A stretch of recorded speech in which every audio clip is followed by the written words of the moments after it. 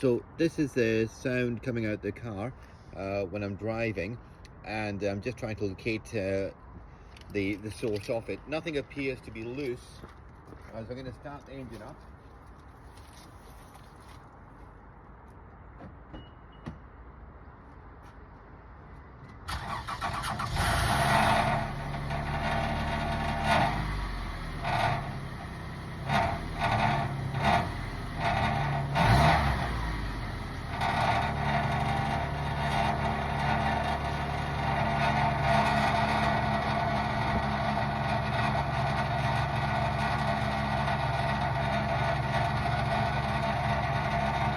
That's the sound you're hearing. I'm just going to try and locate it now.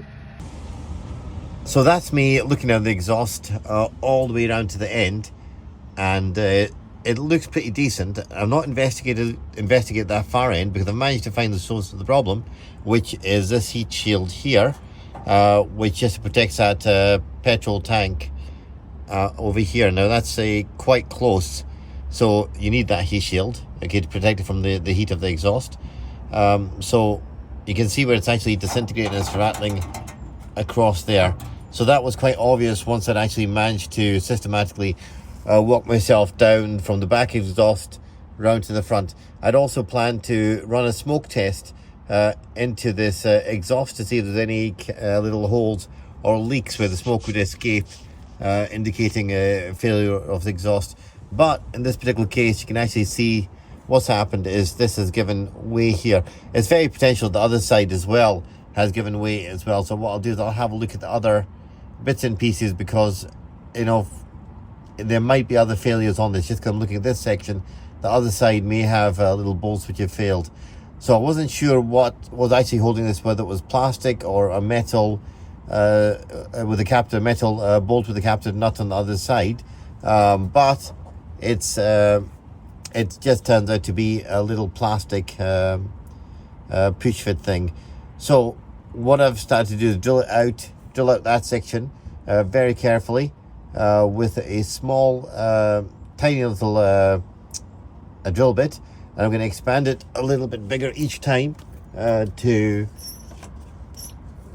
just so I'm keeping away from the edges, the actual metalwork, and then I'm hoping just to flick off the remainder of that plastic off there. I'll drill through that as well, again using a summer system. It's got a little hole there, so it makes it a lot easier. And then what I'm going to do after that, I'm going to look at the rest of this heat shield as well before I actually push fit it on, because it might mean that I take the whole heat shield off and do all of the little rivets at the same time, all push fits at the same time to save myself hassle later on. The good news is it's very obvious when these things fail. You can hear it quite easily. Take care. Thank you very much. Hi, there we go. So that's it in place there. I'll just zoom it in there. I used a long finger to get the bolt and the nuts and the washer on the opposite side, and held with my finger whilst I just basically screwed that in.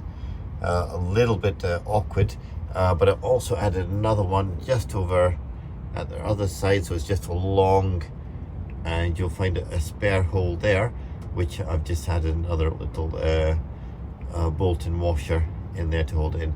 I've made them really tight, and it's given a really secure, I'm just going to widen out, a really secure element there, so that's quite good. I never managed to get right down to the end because it's bloody cold.